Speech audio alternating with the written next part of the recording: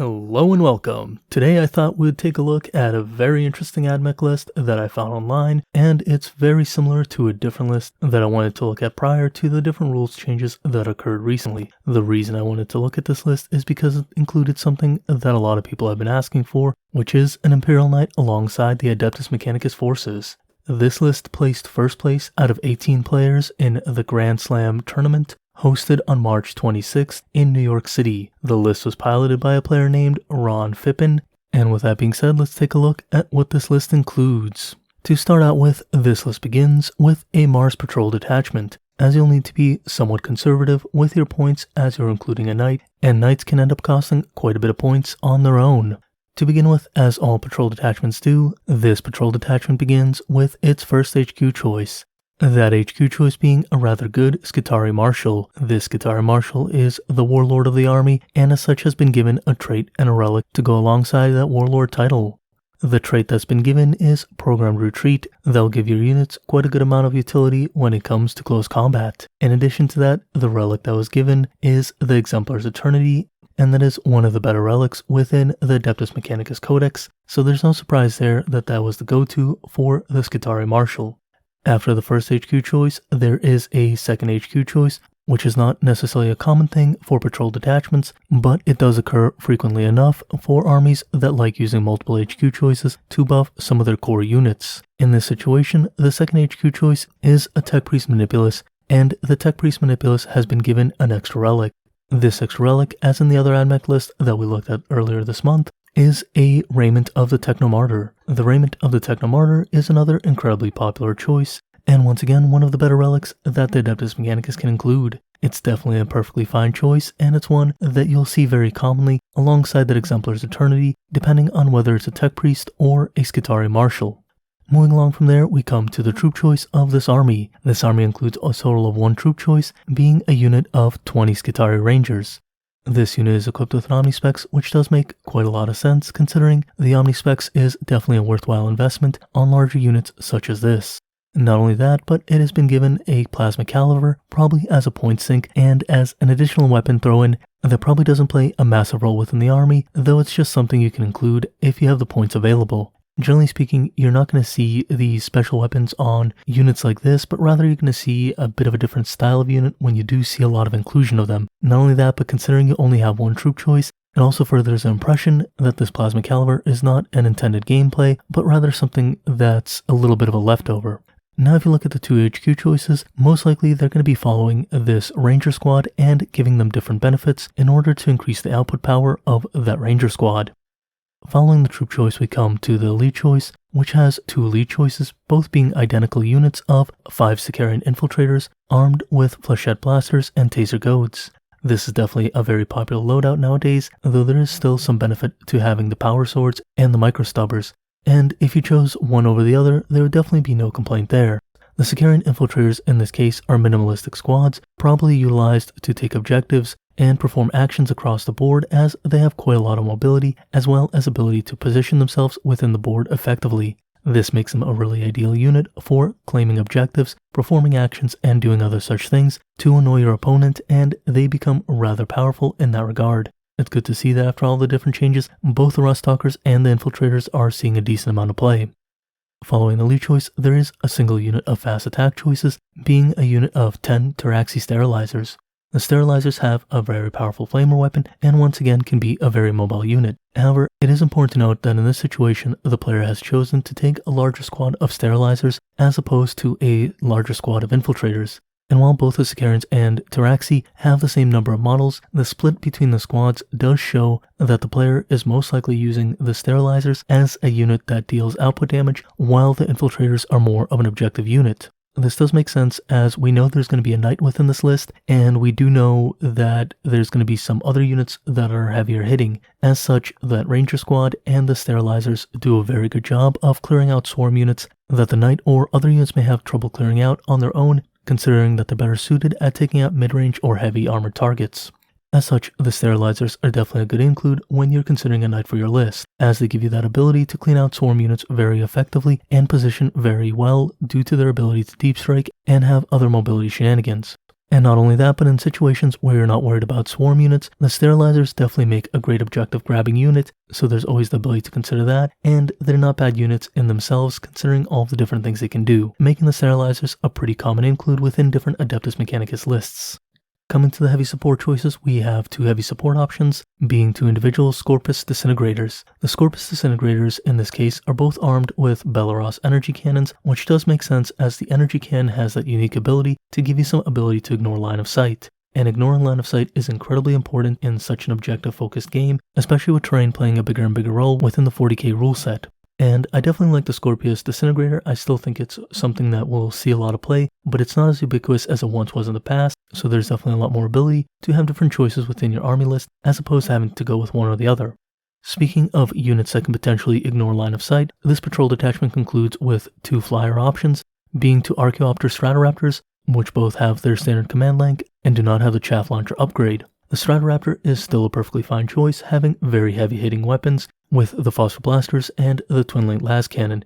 Even after the points increase, the Stratoraptor still sees plenty of play, and the ability to have that much mobility, as well as being able to position in such ways that you can target most units on the battlefield, does give the Stratoraptor something unique that other units in the army might not have. So sure, while they might not be able to ignore line of sight like the Disintegrator's Belleros cannon can, they can ignore line of sight to a certain degree and have a much more heavy hitting weapon than the Disintegrator does, making the Disintegrator a good choice at taking out mid-range targets, while the Stratoraptor takes out more armored targets that might be a little harder to reach. As such, so far you can see this list has a good mix of different units that can take out small units such as those sterilizers and the rangers, while having a unit that can take out mid-range units such as the disintegrators, and then having a unit that can take out sort of heavy targets such as the Stratoraptors. However, the Stratoraptors will still struggle a little bit with high-end units, as you do not have anything like Iron Striders or other options to take out those armored targets. As such, this is where you have the ability to take that knight in order to kind of compensate for some of those issues. And as there is a knight within this list, the second detachment is a super heavy auxiliary, being a Questor Mechanicus knight from the House Raven when it comes to different knight households. In this case, this detachment has a single Lord of War option, being a Knight Castellan, which is a Dominus class knight. This knight obviously has the Knight of the Cog ability to not upset your different Adeptus Mechanicus benefits, as well as being given an extra trait, an extra heirloom, and has been armed with 2 twin Siegebreaker cannons as opposed to Siegebreaker missiles. So let's take a look at what this Knight Castellan can do, especially in this list. To begin with, you must understand that the Knight Castellan is an incredibly massive unit with a 10-inch movement speed, 28 starting wounds total, a toughness of 8 and a 3+ normal save, as well as a 5+ invulnerable save against range attacks. More so, this invulnerable save can be extended to friendly Imperial units wholly within 6 inches of the Knight Castellan by using a stratagem known as the Ion Aegis, which will cost you a total of 2 command points. Inversely, this save can be improved up to a 4+ invulnerable save with the Rotate Iron Shield stratagem. However, it will cost you 3 command points considering this is a Dominus class knight, and that can be a rather heavy investment, so generally you're probably not going to be using that second stratagem unless you're absolutely desperate to have that increased invulnerable save against those range attacks. All in all, as you can see, the knight is an incredibly impressive model that has quite a lot of durability and can sit on objectives rather effectively. Now with that in mind, let's take a look at the different traits and relics that this Knight Castellan comes equipped with.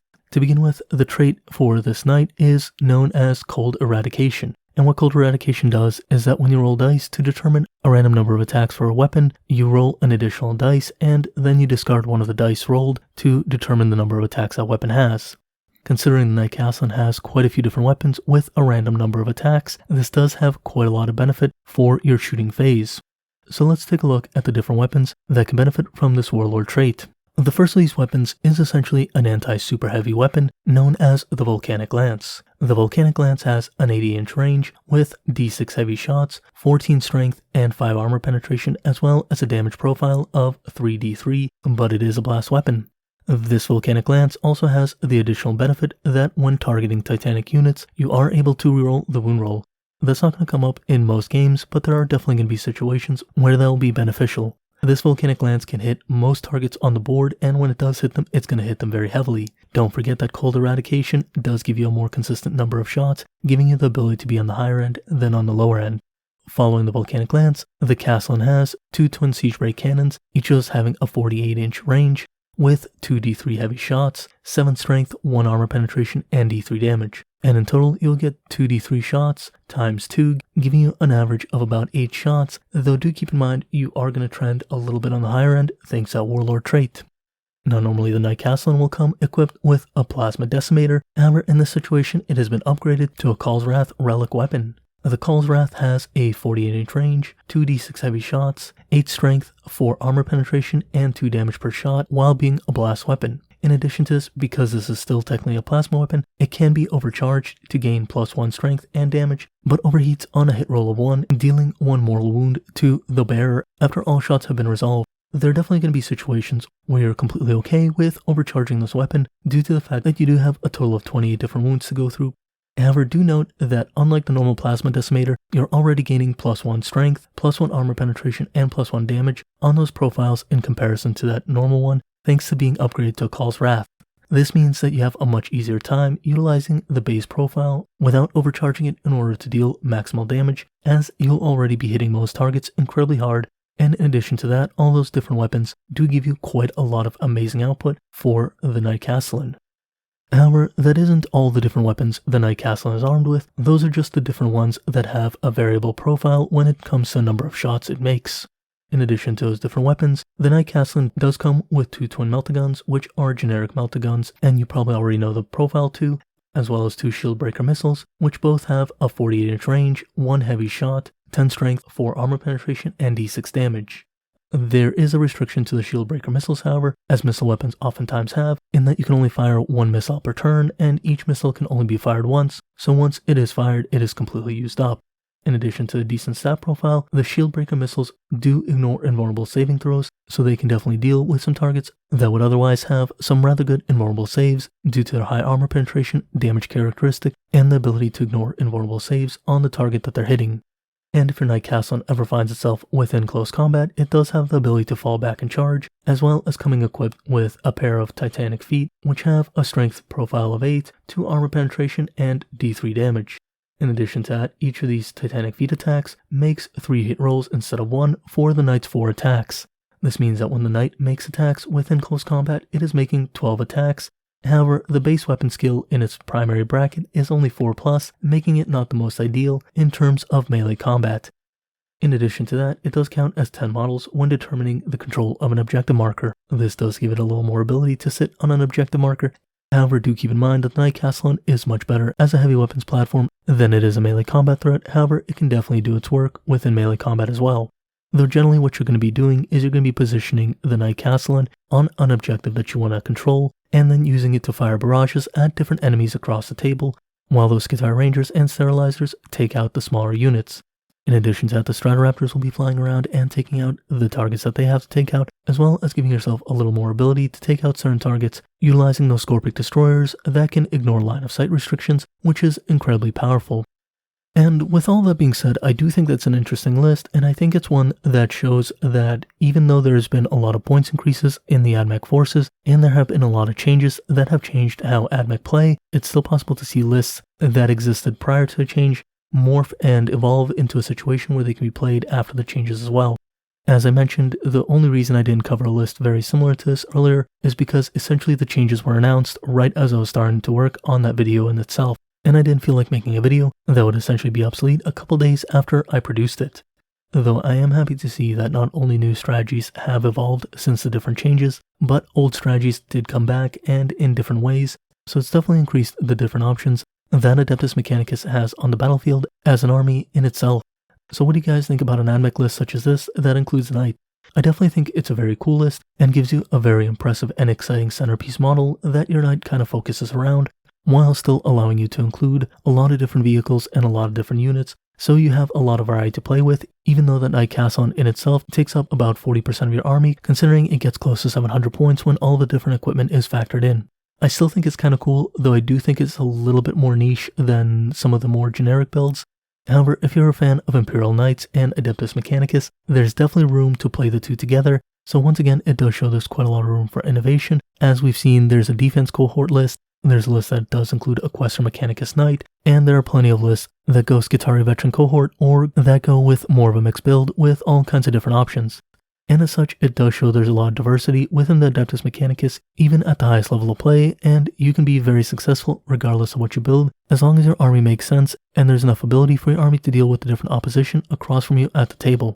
That being said, if you play an army the first time and you feel a little discouraged, don't give up, tinker with the list a little bit, and see if you can shore up the different problems that you might have encountered.